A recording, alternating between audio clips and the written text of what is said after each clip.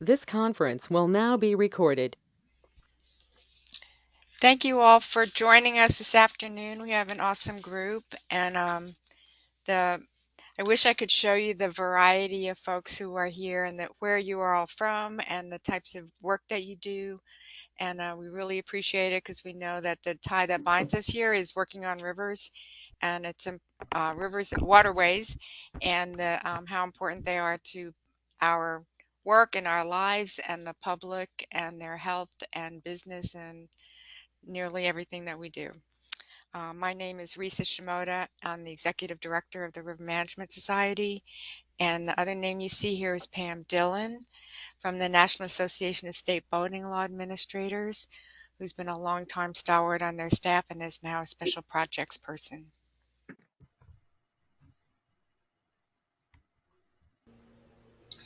Thanks everyone for joining us. My name is Becca Price and I'm the Communications Coordinator with the River Management Society. If you are not a member or you're not familiar with what we do, we are a nonprofit organization that supports professionals who study, protect, and manage rivers. We do this through a variety of forums throughout the year, such as the roundtable that you're in right now and a variety of other workshops, and through our member directory and listserv and chapter trips. And just to shamelessly plug those, we have a bunch of awesome river trips coming up all across the country. So check out the calendar on our website and register for those. We host river management roundtables twice monthly. The second Tuesday of the month is our On the Water track, where we cover more technical river management topics, and that's what we're in today. The fourth Tuesday of the month is a workplace culture track, where we cover topics like diversity, communication, inclusion, and equity, and things like that. So we hope you'll join us for other roundtables in the future. The format today is we'll have a presentation with Pam and Risa, and then we'll also ask for your feedback in a couple of different scenarios. And we invite you all to share comments and questions in the chat, and we'll be monitoring those. And then at the end, we'll have time for discussion and questions as well. So please just be respectful and contribute. We'd love for you to be involved and share your thoughts throughout. You've met Risa and myself. Angie, if you'd like to introduce yourself, and then Pam, we will hand it off to you. Hi everyone, Angie Furman here. I'm the River Training Center Coordinator for RMS, and I'm going to be helping monitor the chat today, so you might be hearing me chime in. But with that being said, again, welcome, and I'll pass it over to Pam. And hello, everyone. My name is Pamela Dillon. I'm a project specialist for NASBLA, the National Association of State Boating Law Administrators. I am really thrilled to be asked to participate in this roundtable today, but even more thrilled to have been working with the River Management Society over the last 2 years, directly with Risa Shimoda, your executive director, on completing a project that we're going to be telling you all about, and we hope that you will find it useful and meaningful in your work. So next slide, please. So just what are we talking about here when we say river management? I'm looking at the list of participants. So far, there's 33 folks on the participant list, and a number of names I recognize, many of you I do not, but I would doubt that many of you, if any, have river manager on your business cards. River management instead is a role that many of us play. You may be a local trustee, you may be a state boating law administrator, a site manager for federal government, you may work within tribal governments or a regional watershed planning association. Watershed management or waterway management activities may occur within cities or states or park districts within industries, within harbor or marina operations, within private entities such as homeowners associations. Whatever your working title is, I am guessing that you all are somehow intricately involved in types of waterway management issues. And to just get our thoughts flowing on just what we're talking about here, please go to the next slide. Have a couple of scenarios, and we're going to ask you to just jump right in and put your thoughts into the chat boxes, and we'll be monitoring these. But a couple different scenarios. Here's scenario A, and I'll just read it, and please share if you think there is a solution or what is the solution to this scenario. For 4 decades, a water ski club has maintained a slalom course on a public waterway.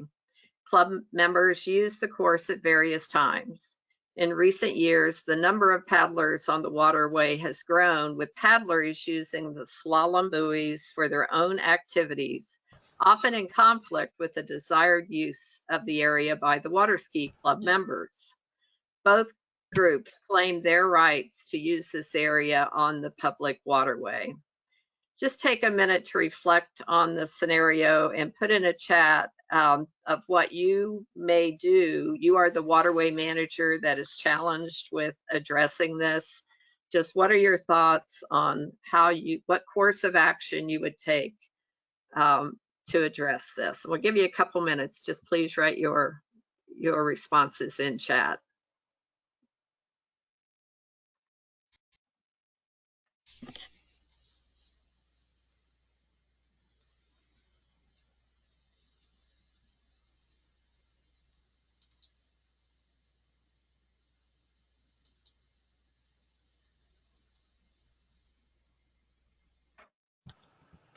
Don't be shy.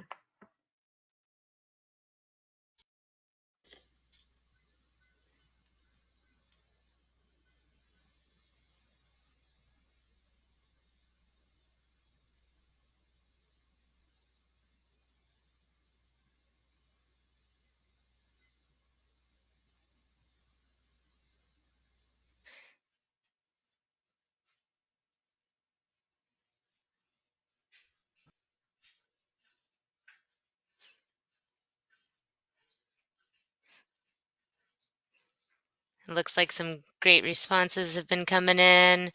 We've got first come, first serve, unless there's no other place for the paddlers to go. Setting up specific days or hours for each group, or organizing them through a special event system, some sort of scheduling. The necessities of both user groups or discover the necessities of both user groups and design a system. Again, more scheduling. Bringing both groups together to see if they can work out a schedule. I do see a question asking who paid for and maintains the course, and does that influence the outcome? Have some stakeholder meetings and chart the possibilities, negotiate, have conversations, reach understanding, start with a survey, meet with all. Can they work together to set up a schedule? Solution is to collect communications with the diverse stakeholders and determine compromises on scheduling, aids to navigation, marketing, and avoid collisions. Let everyone voice their frustrations. I'd see a couple other clarifying questions. Are the buoys permanent? Who has pre-existing right to the use of that section? Thanks, Angie. That's a really good summary of a wide variety of approaches and initial questions that a waterway manager should ask for these types of situations. Let's go to scenario B. Scenario B, here's another opportunity for your responses. An artificial fish attractor is located just offshore in a public lake near a popular beaching area for personal watercraft operation. In recent years, the amount of fishing, including permitted fishing tournaments, has increased, with heightened interest by anglers to the waters surrounding the fish attractor. Anglers complained the attractor was purchased and placed with funding from fishing license sales, but they cannot reasonably fish the attractor due to PWC activity. PWC operators claim their rights to continue use of this public waterway and beach area. Is there a solution to this scenario? And please just enter your comments in chat again. A fish attractor is and I see that question, a fish attractor is typically a structure that is sunk in body of water so that fish can have hiding places and spawn and live there. They have some protection, but fish attractors are commonly used to grow fish populations in some parts of the country.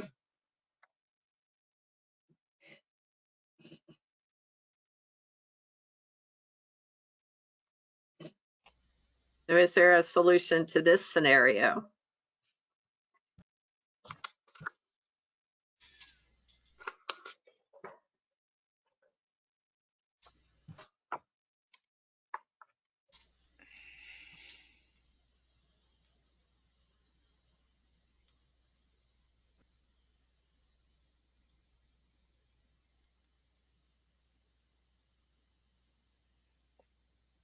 Ooh, this is a stumper, Pam. The solution is not, I'm going on vacation. That's not an option. Well, seeing as how this one may have stumped a few folks, but please go ahead and share your thoughts. Oh, here they're coming in. Yeah, now I see some coming in saying like the area around the fish attractor, a no wake area. If it's a public lake and under the control of the state DNR, it would seem the solution would be for the DNR to appropriately mark or control traffic, or maybe by a boat and enforced by the county sheriff. Let's see. Look to relocate the PWC launch site or relocation of the relocation of the attractor is not easily done. Determine if there's a method for relocation of the fish attractor. Did see a question about if fishing rights are connected to any indigenous rights that might trump others. Questions. Well, thank you all for participating in this kind of mind exercise. If we can go to the next slide, please. You know, there's obviously many right answers and many ways or paths forward to address these types of situations. And one of the items that we want to provide all of you that may be in the shoes of those waterway managers that are asked to resolve or address those types of scenarios. We have a new guide that is available for free download. So I invite you all to download it and make sure that you put it in your bookmark or save it in your on your computer screens. It's a guide for multiple use waterway management that has been updated from 2 previous editions of the Waterway Management Guide, and it is available for widespread use by all waterway managers that may be interested. We're regarding the 2 scenarios specifically, we're going to show you some of the content of this guide, and Reese is going to walk you through some of the content that is presented in section 3 of the guide, which is on planning, developing plans and approaches. So Risa, I'll turn it over to you. Well, thanks, Pam. This section 3 that's called Developing Plans and Approaches, it's kind of a handy tool for any kind of planning, and I think will resonate with most all the folks on this call. So this might not be new, but I think what we want to share is that it's a process that can help you if you feel stumped in a planning process, if you haven't done a plan in a long time, if you are overwhelmed with the complexity of this challenge, or so many stakeholders, any of the above that might make planning on a waterway difficult, daunting, and at the very least complex. Next slide. So 6-step planning process. This is similar if you're familiar with the former versions of the Waterway Planning Guide, just to organize your planning. So doing an initial assessment of the problems, the constraints, your assets, the opportunities that can be had through a plan. Clarify what the purpose is, because that's not always clear to everybody who's involved. Identify the participants. Everyone needs to have a voice at the table, and the preparation of your work program and your budget. So this is sort of the beginning. Next slide, please. So then do a little research. Discovering and looking objectively at the situations that are at hand. And objectively is really important. So inventorying your existing conditions, preparing your base and analysis, any maps or gathering any data, this is a recreation-oriented and safety-oriented project. So analyzing safety in place or the threats to safety, the conflicts that are occurring, and the quality of the activity. Is it ongoing, but it's not good for either party, that kind of thing. An analysis of any economic impact, because that's often important. And then analysis of what your policies are, what the regulations are, and the circumstances that may have catalyzed the need for a new plan. Next slide, please.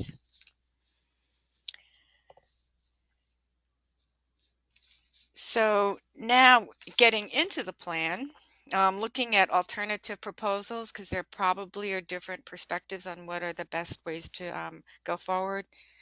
Clarifying your goals. What do you want? What does everybody want to end out with?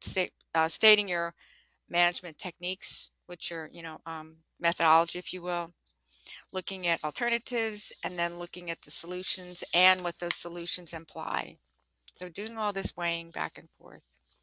Next step, please. Next slide, I mean. And then once you have the alternatives and the data, everything, the puzzle pieces, state your goals. Make sure everybody's clear about those. State your management techniques. So these are your straw dog kind of to make sure you're on the right track.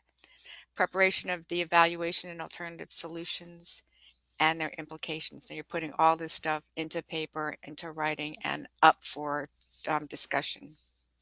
Next slide. Action and getting ready to actually do the plan, determining your priorities and scheduling. When are we going to do this? Identifying and soliciting your funding.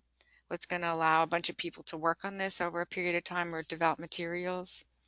Attract and coordinate roles and responsibilities so that you don't have everybody who wants to be a chief being a chief. You have some people following, you have committees and so forth. And monitoring and adjusting for change of actions, because what you start out doing at the beginning will likely need some adjustment during the process. Next slide, please. Next is then once you have a plan in place, you're developing it or you're on your way to developing it, begin to develop a plan for monitoring and adjusting as you need to, and then communicating how awesome a job you did. So get prepared to share, not only to indicate that you've finished or you've completed your task, but to make it clear to all the stakeholders what might be new, what might be adjusted, what might be improved. Next slide, please. So thank you, Risa. Section 3 really covers the what we believe is the heart of waterway management practices, but there's a number of other sections in the guide that are also extremely important. Actually, the guide has 7 main sections. Section 1 introduces trends and emerging issues, provides participation data, describes audiences, access, products and activities, and influential technologies. So there's a lot that is covered in that section. Next slide, please. Section 2 of the guide introduces types of multiple use waterway issues and conflicts. including terminology such as commercial as defined by the Coast Guard versus terms used by recreational business operators. And it includes an overview on what is defined as navigable and how it is determined. That's always an interesting topic of conversation.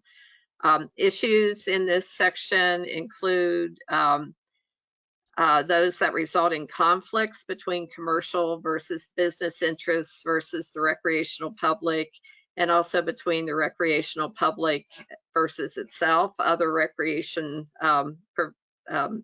participants, and private landowners versus everyone else are also introduced and acknowledged. And I want to give a shout out for this photo that is on your screen, just so that you can, I guess, appreciate what it is that you're looking at in this image. This was taken from the bridge, the deck of an oil tanker. And you see the string of sailboats that are crossing in front of the tanker. What you may not see as evidence, very evident, is that they're all tied together and they're being pulled by a power boat operator that is pulling them across the bow of this moving tanker as it enters into the Chicago area. And this was not a staged photo, but it is indicative of the kind of challenges and situations that many of our waterway managers or those that are charged with this may be faced with. Next photo, please, or next slide. So section 3, we've already had a section description from RISA regarding development of plans and approaches. Next slide. Section 4 gets into multiple use waterway management approaches and related tools. It starts by covering the unique roles that both the U.S. Coast Guard and U.S. Army Corps of Engineers play. Many of us work with those two entities for many of our waterway responsibilities. But it also includes a descriptive inventory of activity controls and traffic management, ranging from access, or actually from A to Z, 45 management tactics, including access distribution, activity areas, carrying capacities, derelict and at-risk vessels, education, horsepower limitations, permit systems, safety zones, signage, traffic patterns versus user fees, and zoning. And I won't read all 45, but it does provide at least a starting point for some of the unique methods that could be used, or approaches that could be used to address various issues. Next slide, please. Section 5 describes the range of organizations involved in waterway management. Many of your organizations may be identified in that group, but it is not a comprehensive listing. We know there's many other organizations that work with waterway management issues, but they range from federal, tribal, state, regional, and local governments, and a range of non-government organizations. Then section 6, which is the next slide, goes into a case study of just some of the specific topics that are on many waterway managers' minds today. Section 6 includes 4 case studies. One is on ballasted boats, which are also known as wake boats, and some of the shore erosion or user conflict issues that may surface from use of those or those types of activities in some areas. Case study 2 looks at a specific area in Florida known as Jupiter Inlet that has a challenge. It's part of the Intercoastal Waterway that is subject to tidal flow. The Intercoastal Waterway is really, you can consider it an intercoastal highway. or an interstate highway for predominantly power boats, but it's become a very popular non-motorized area, which is a challenge, especially during lower tides, when higher speed power boats want to recreate through an area that has a lot of non-motorized populations or participants in the area. So there's been a lot of court challenges and management approaches taken or being used and continue to be used to study that area. Item number 3 is a regulated navigation area in Pittsburgh, Pennsylvania. The Three Rivers area of Pittsburgh has 2 major commercial waterways coming together to form the Ohio River. It's also an extremely popular recreation area with ball fields and museums and state parks and many attractions for recreational users. So that case study looks at the approach that was taken by many within the commercial traffic community to work with the Coast Guard and the state to regulate some of the navigation, the anchorage areas and the usage areas around Pittsburgh on the Ohio River, or where the Ohio River is formed. And then case study number 4 looks at Oregon's non-motorized access program. I believe I saw Marianne McKenzie, who is the boating law administrator now in Oregon, on the participant list. This is a program that Oregon has worked with the non-motorized community to create a system where the non-motorized community can help fund access programming or access sites within Oregon. So it is hoped that these case studies give people some direction and or some inspiration on how various topics could be addressed. But it's also hope that we as a community can continue to share some of these case studies on an online version of this guide in the future so that we can greatly expand on these case studies so that we can all learn and continue to share with each other. Next slide, Pete, please. And Risa, I'm turning this back to you.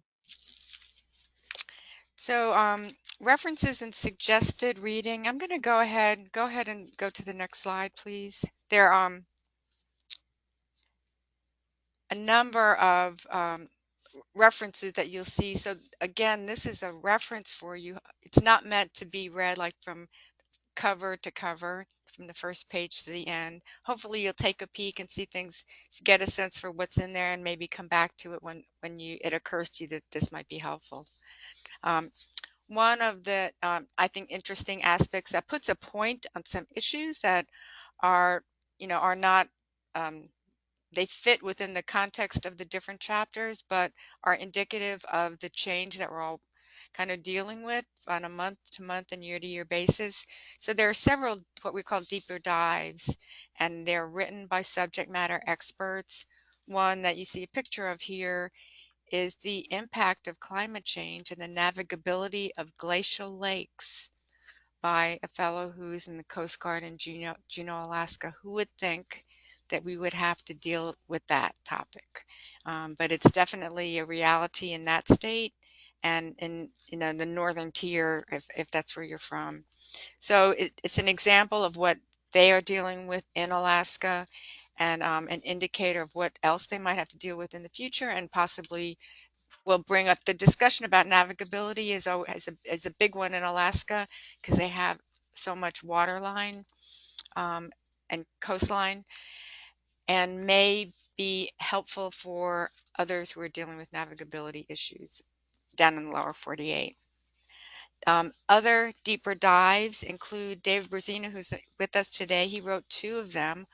One is the automatic identification systems, and on another one is a practical perspective about communicating to the public, and his perspective is as a harbor person, both with commercial commercial carriers and the public in the Chicago area, very busy waterways, sailing, harbor issues, stand-up paddle boards, canoes, kayaks, you name it, they're all there in the Chicago harbor area. So his perspective is really valuable, and we appreciate his input. Other deeper dives were the Robin Pope, who's the chair of the American Canoe Association, wrote one on the importance of providing safety, navigation, or awareness information to watercraft renters. Those who are outfitters and renting to the public have various approaches to what they require, what kind of oversight they have, and and as well the nature of the river river or waterway for which they're renting equipment.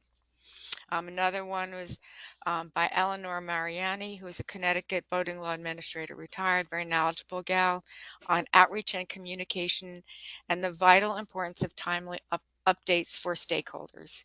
So you may know who your audience is, and you may take for granted that they know everything that you know when there's an update or change or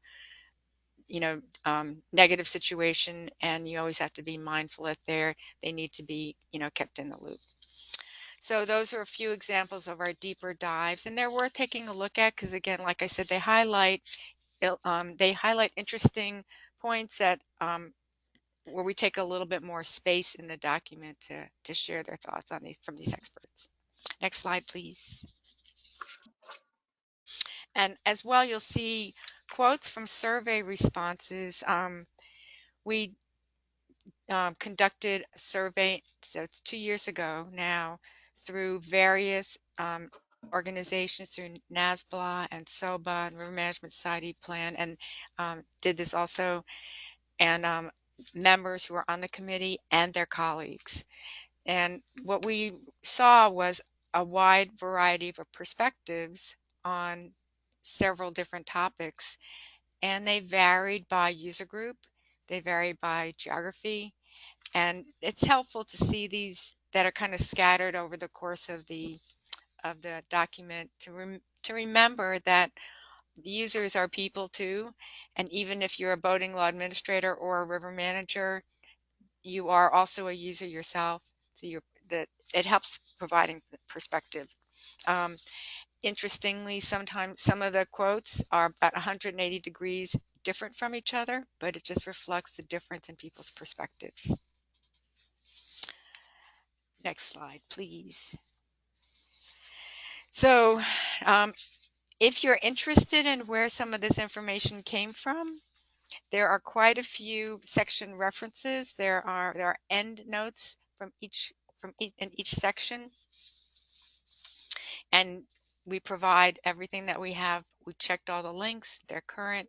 Pam was an expert at link checking to verify that the information that we provided was both relevant and accurate, and they're there for your use as well. Next slide, please.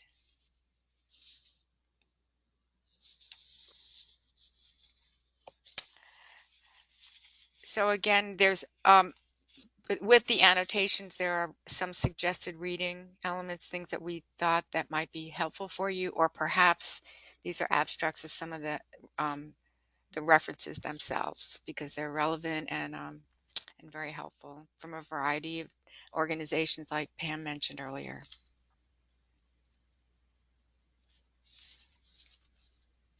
And finally, a subject index. So if you are flipping through and you can't remember where you saw something, this will help you find it. Hopefully it's handy. We did the best job we could as amateur index creators, but I think it's pretty good, and you might actually find more examples of illustrations or discussions of a topic than you might ever expect, because there's quite a bit of resource material that we found along the way.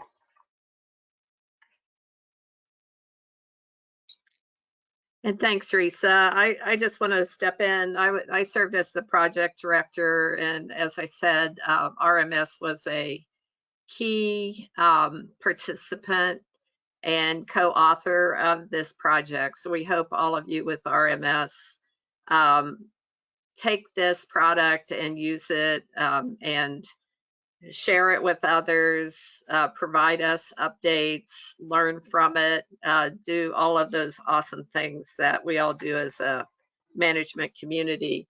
I do want to recognize the Waterway Management Project Steering Committee for this project. Several of these organizations have already been mentioned, but we worked with individuals from the American Canoe Association, American Waterway Operators, the Chicago Harbor Safety Committee, David Berzina, and I see David on the call, and he's contributed a couple items in chat, so very nice to have you here, David. The Florida Fish and Wildlife Conservation Commission, Passenger Vessel Association, excuse me. Public member was Eleanor Mariani, who's retired from the state of Connecticut as their boating law administrator.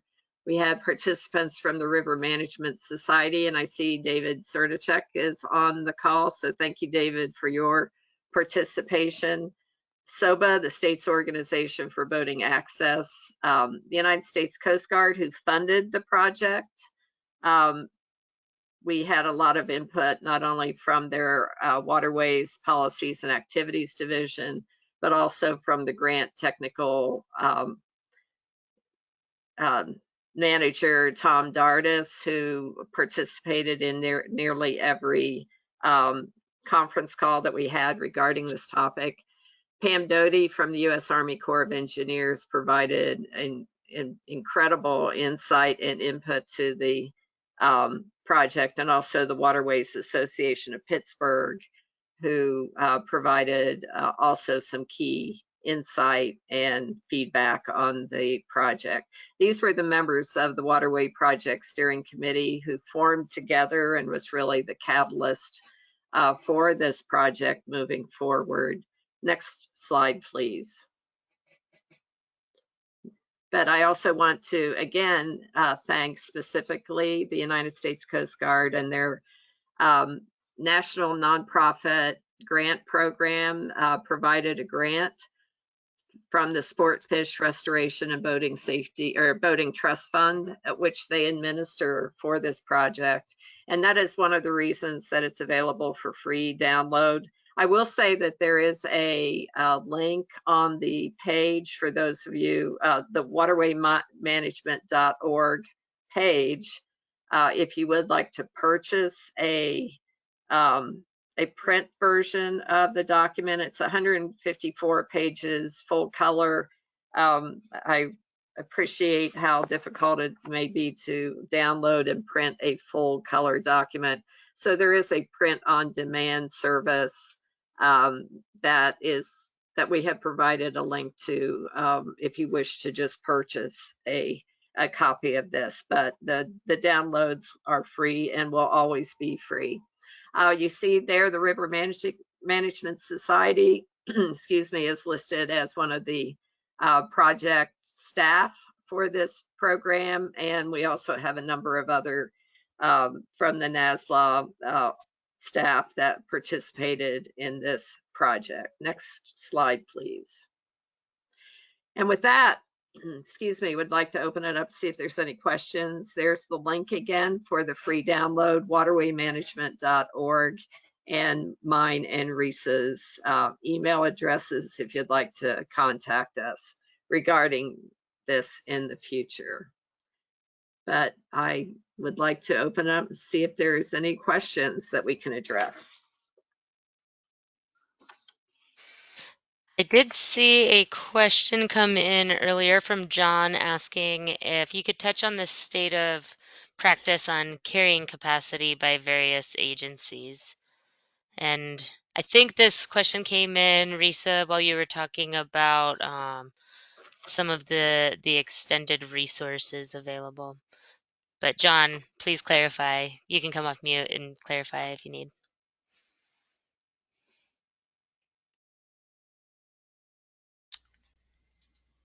Yeah, as John unmutes John, you want to clarify a question? I respond by saying we have hosted a couple of webinars or roundtables last year. There's recordings about carrying capacity, And so the new vernacular, or sometimes new vernacular, is visitor use management. So whether it's reconciling issues between different types of users or user conflict, or identifying what the capacity, future capacity or expanded capacity might be of a waterway, either because of the nature of the water, the nature of the access points, or combination. Those are things that we have um, discussed, I wouldn't say regularly, from time to time though, and it's an important topic. And what's interesting to me is that it changes and always stays the same. If there's a certain type of activity and then a new type of user, a new vehicle, a new community, if there's something new that isn't the same as the old, then you are viewing it as either a conflict or an in need of capacity reassessment. So it's something that I think will be an ongoing topic. So, it's addressed a little bit in the document, but I think it's an ongoing discussion, and we'll be hosting more. We have a user capacity webinar coming up next month, Angie, I think. In June, we'll be having June. one. Mhm.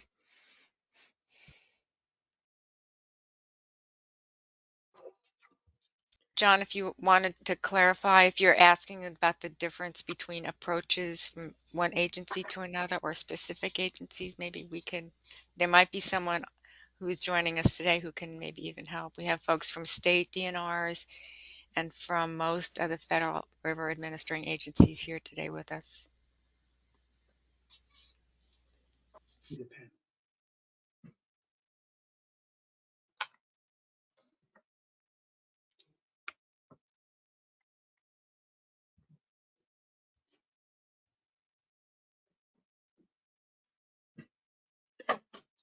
Not hearing any additional on that topic, but I will say, excuse me, Risa, you covered it very well, and there are some really good resources and reference documents that are linked in the guide, but it is very situation specific, and it is still very much being used by, or carrying capacity is very much still being reviewed and studied by various entities across the US, but just as many will be the first to say it's only one of many, many topics that are looked at to address a waterway management issue. And I did see a couple of questions come in from John Savage. The first one was, has anyone worked with Transport Canada on planning vessel operation restriction regulations, VORR? And then the second question is, how do you deal with the wakeboarding boats invading traditional rowing and paddling clubs' navigational courses?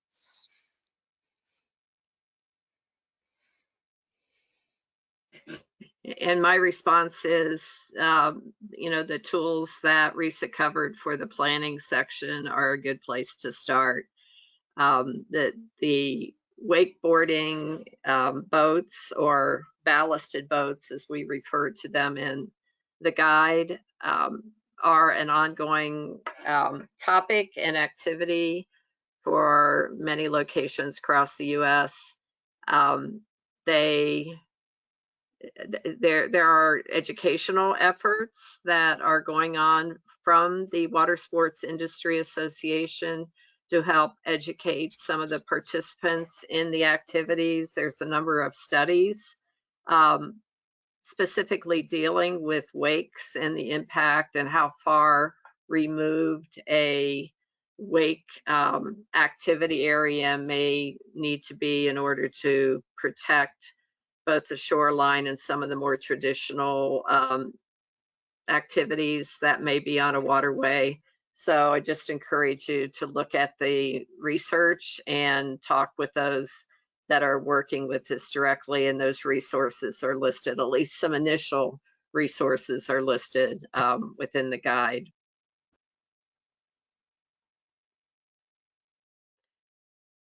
I did want to provide some of our steering committee members that were on the project: David Brezina, David Cercenek. There may be others that are on the call here if you'd like to make any comments or share any insights of this project.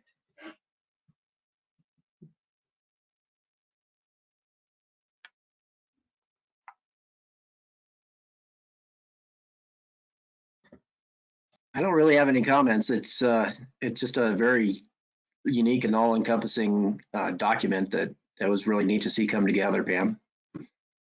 Great work.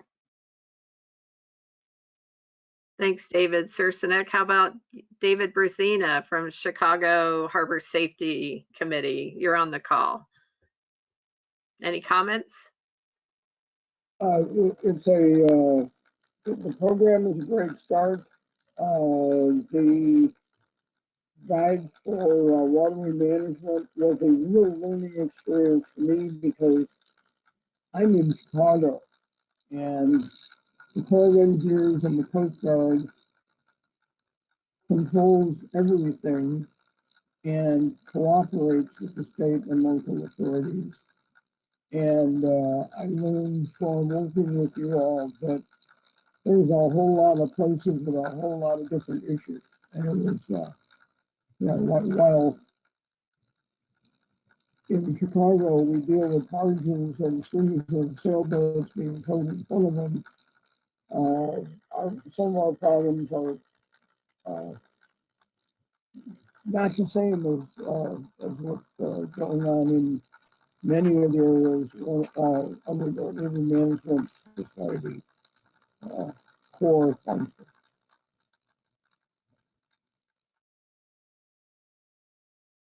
Thanks, David. I see John kind of responded to, sort of explained his question earlier. But he said there are studies in the past regarding numbers of boats on waterways. It struck me as a method of restriction by some agencies. I think in the past and in some instances, user capacity has been referred to as, okay, what's the number?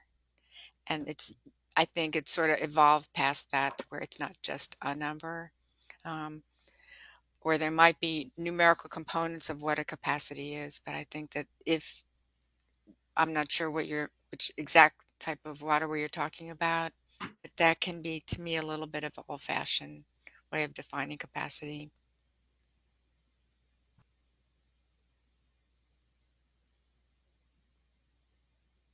I also saw a question about are there guidelines for establishing waterfront management organizations in the guide? And then John talked a little bit more about how they're in Ottawa, Gatineau, they're considering establishing a nonprofit to advocate better navigation, shoreline protection, and shared uses in general. I will say that regarding the guidelines for establishing waterfront management organizations, that the U.S. Coast Guard does have a document that is more of a guideline document for the establishment of harbor safety committees. I think to summarize that guidance, it really involves bringing together a common organization where all waterway users are represented. So if you work in a location where you have, for instance, U.S. Forest Service access points, and they may lead to a navigable waterway that is managed by the Army Corps of Engineers and the U.S. Coast Guard, and obviously you have state or tribal or local organizations and entities, that the formation of a and they go by various names. It could be a harbor safety committee. It could be a boating safety council. It could be a river management organization specifically, but to have that shared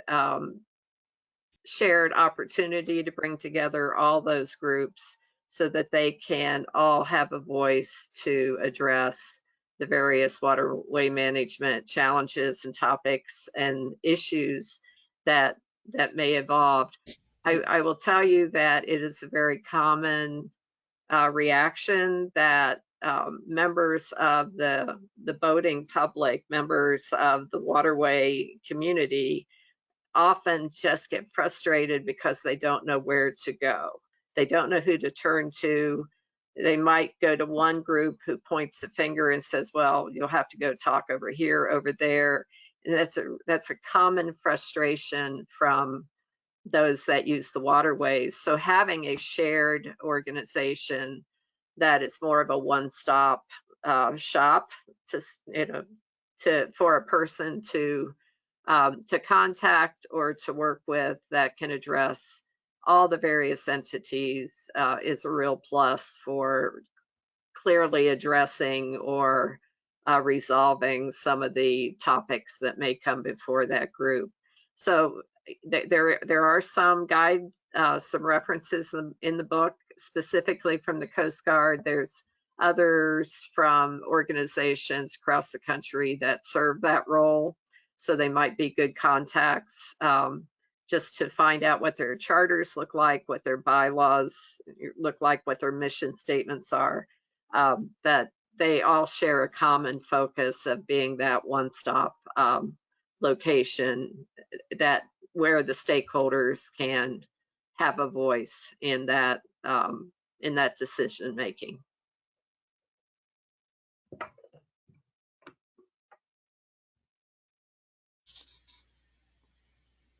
Thanks, Pam. Mm-hmm.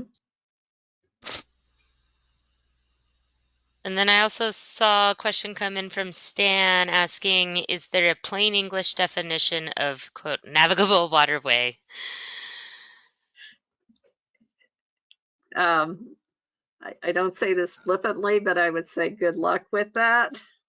There, a navigable waterway, contact your boating state or your U.S. Coast Guard field office, and they should have a list of what has been defined legally in the records as a navigable waterway. It is, some areas are, those lists are easy to find, and others they are not.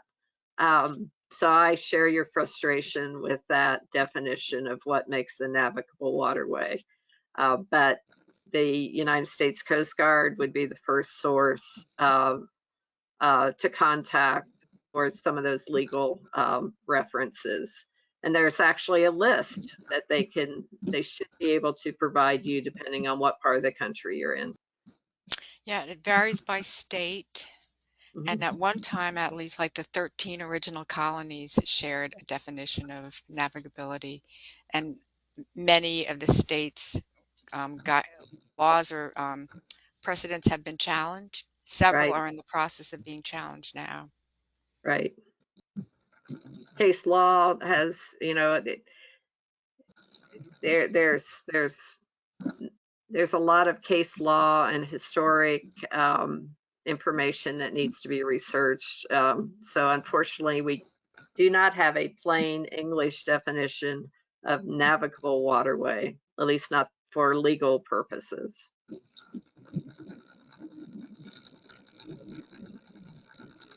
And again, a lot of that nuance is we attempted to capture that in the guide because it is not easy to define that.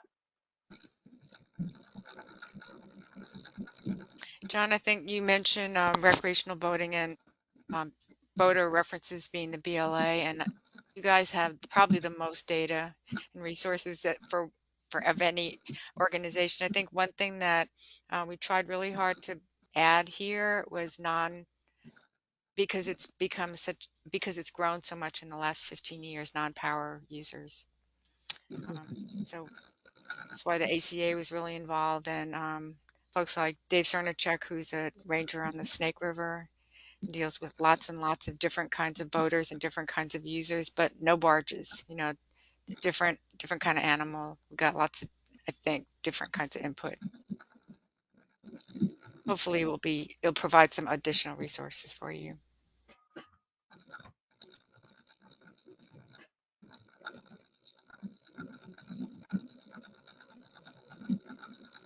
Todd put Iowa's definition is quite the read. Oh, that sounds terrifying.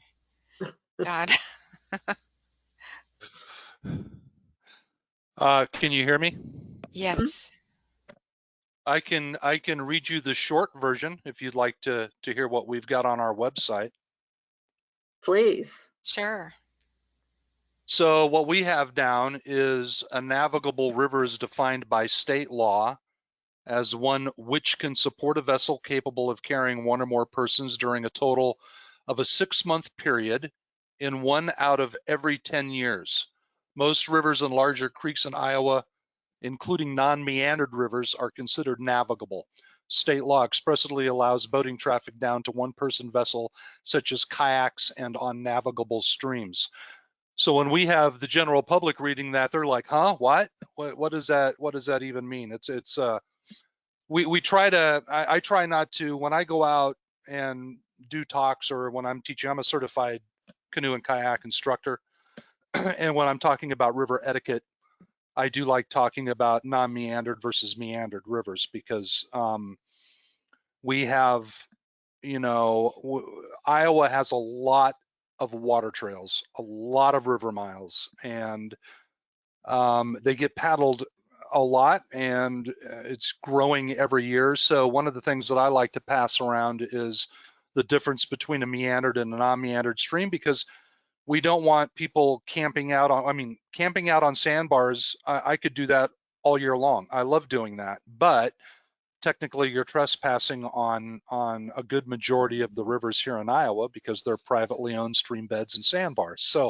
So I do like to, express the difference between those both when I'm talking to paddlers, but I have to be careful in how I say it, how I explain it. Otherwise, it can be really confusing. So I try to leave the navigable part out because I've been reading it for a dozen years and I still get confused and I still don't understand it. So it's like, hey, you can paddle here legally and camp, or you can paddle here and can't camp. I try to keep it in that meandered, non-meandered situation.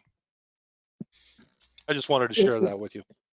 If I could introduce one other complication, this is Dave Brzina, and I've been sort of following an Illinois case.